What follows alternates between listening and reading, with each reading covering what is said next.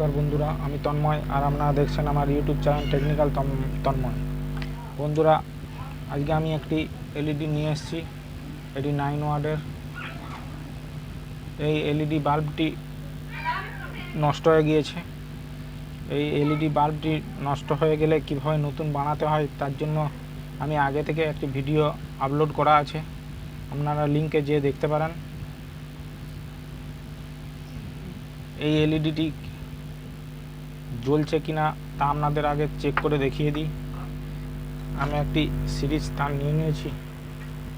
Series connection board থেকে আমি সেই প্লাগটি ইনপুট করছি। এরপরে দেখিয়ে দিই ল্যাম্পটি জ্বলছে, সিরিজ লাইনটি জ্বলছে কিন্তু ডুমটি জ্বলছে না, এলইডি ডুমটি জ্বলছে না। এই ডিফিউজারটি খুলে প্রথমে দেখব। এই ডিফিউজারটি খোলার পর এখানে আপনারা দেখতে পাবেন একটি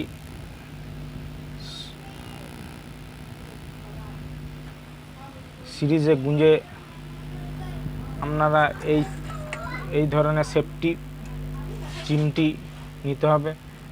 এটা আমি ব্ল্যাক টিপ দিয়ে পুরো জড়িয়ে নিয়েছি যাতে না শক খায়,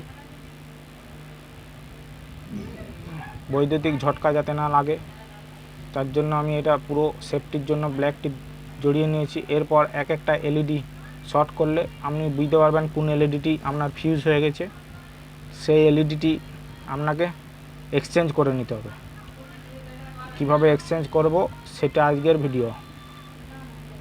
সেই ভিডিওটি নিয়েই আজকের ভিডিও।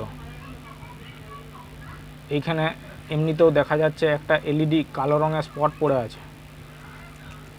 আপনাকে সিরিজের কানেকশান দিয়ে এরকমভাবে এলইডিগুলো শর্ট করতে হবে। শর্ট করলে এই এলইডি যখন শর্ট করবেন তখন বাকি এলইডিগুলো জ্বলে উঠবে, কারণ এই এলইডিগুলো হচ্ছে সিরিজ কানেকশান করা থাকে, প্লাস মাইনাস করে সিরিজ কানেকশান করা থাকে। সিরিজ কানেকশান করা থাকার জন্য একটি এলইডি যখনই ফিউজ হয়ে যায় পরের এলইডিটি লাইন পাস হয় না, তার জন্য ওই এলইডিটি জ্বলে ওঠে না পুরো এলইডিটি। তার জন্য এটাই যখনই আপনি রাংঝাল দিয়ে শর্ট করে দেবেন তখনই বাকি এলইডিগুলিও জ্বলে উঠবে। কিন্তু রাংঝাল দিয়ে শর্ট করলে সেই এলইডি পিসিবিটি এমসি বেশি দিন টেকসই হবে না, কিছুদিন বাদ আবার একটা এলইডি খারাপ হয়ে যাবে। তার জন্য আমাকে এই এলইডি লাইটটি আমাকে এক্সচেঞ্জ করে দেখাতে হবে। এই এক্সচেঞ্জ করার জন্য কি প্রসেস তা আপনাদেরকে দেখাচ্ছি, ভিডিওটির সঙ্গে থাকবেন। এই এলইডি স্ক্রুগুলো আমাকে স্ক্রুড্রাইভারের সাহায্যে খুলে নিতে হবে। স্ক্রুড্রাইভারের সাহায্যে খুলে নিয়ে আপনাদের এই এমসি পিসিবি বোর্ডটি বার করে নিতে হবে। এরপর তাতালের সাহায্যে এই দুটো তার আপনাকে ঝাল দিয়ে তুলে নিতে হবে।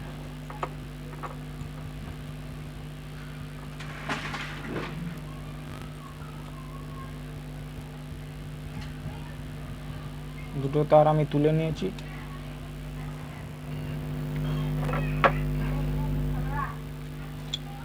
এটা খুলে নিয়েছি। এবারে এই এলইডিটিকে আমাকে বাদ দিতে হবে। যে স্পট পড়া এলইডিটি, কালো রঙের স্পট পড়ে আছে, এই এলইডিটি আমি বাদ দেবো। কীভাবে বাদ দেবো তা আপনাদের দেখাবো তাতালের সাহায্যে কীভাবে বাদ দেওয়া যায়।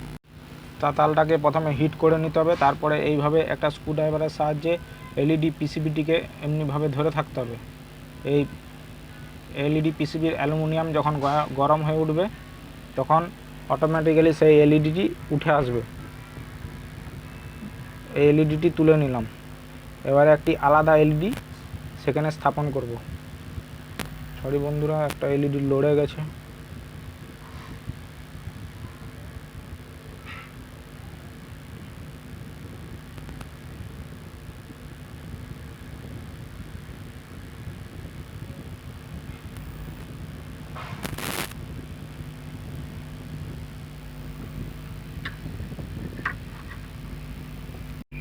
যেভাবে আপনি আগের এলইডিটি পিসিবির থেকে বাদ দিয়েছিলাম সেইভাবে আপনাকে আরেকটা অন্য পিসিবি নিয়ে নিতে হবে যদি পড়ে থাকে আপনাদের বাড়িতে। সেই পিসিবিটি সেম প্রসেসে একটি এলইডি সেখান থেকে তুলে নিয়ে যে পিসিবিতে স্থাপন করতে চান সেই পিসিবিতে স্থাপন করতে হবে।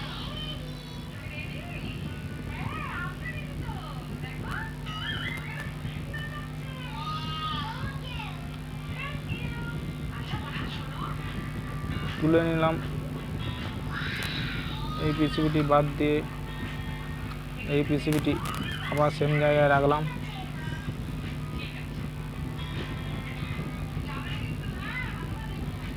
এর প্লাস মাইনাসটা আপনাদের দেখে নিতে হবে। যে দিকটা মাইনাস সেই দিকটা অংশটা একটু বড়, যে দিকটা প্লাস সেই দিকটার অংশটা একটু ছোট।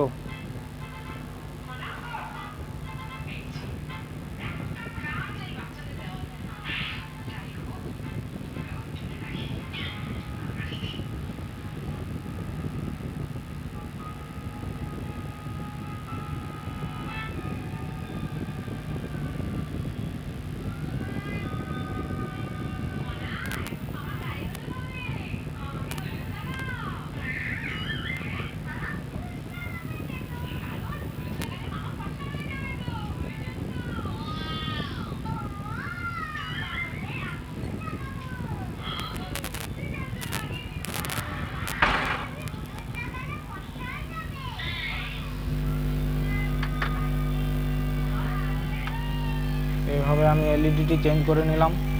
এরপর আপনাদের ফিটিং করে দেখাচ্ছি। লাল তারটা হচ্ছে প্লাস, লাল তারটা এখানে প্লাস চিহ্ন দেওয়া আছে, সেই প্লাস চিহ্নে আমি সোল্ডারিং করে দিচ্ছি।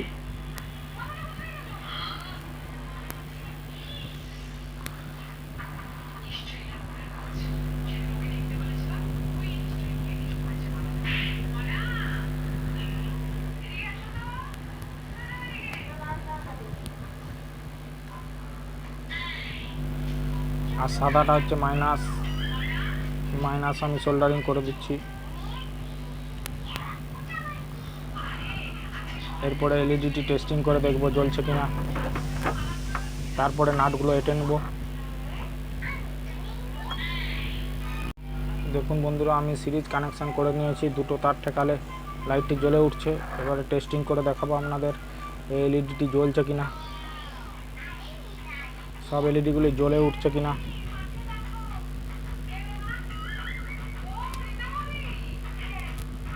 জ্বলছে, সব এলইডিগুলি জ্বলছে। এবারে নাটগুলো এঁটে আপনাদের দেখাচ্ছি, এলইডিটি ফিটিং করে আপনাদের দেখাচ্ছি। এভাবে আপনাদের নাটগুলো এঁটে নিতে হবে, খুব টাইটভাবে আটতে হবে যাতে ভিতরের যে হিটসিংটি আছে তার সঙ্গে এই এমসি পিসিবিটি অ্যাটাচ হয়ে থাকে, তাইলে চট করে এই পিসিবিটি নষ্ট হবে না, এমসি পিসিবিটি চট করে নষ্ট হবে না। আমি টাইট করে এঁটে নিয়েছি। এবারে ডিফিউজারটি আমি সেট করে নিচ্ছি, সেট করে আপনাদের দেখাচ্ছি আলোটি কেমন জ্বলছে।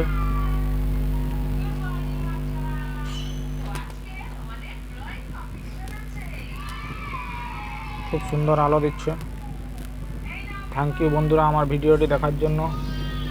এরকম ধরনের নতুন নতুন ভিডিও পেতে আপনারা প্লিজ আমার চ্যানেলটি সাবস্ক্রাইব করে দেবেন এবং একটি লাইক কমেন্ট শেয়ার করে আমার পাশে থাকবেন। পরবর্তীতে আবার নতুন ভিডিও নিয়ে আপনাদের কাছে হাজির হব। থ্যাংক ইউ বন্ধুরা।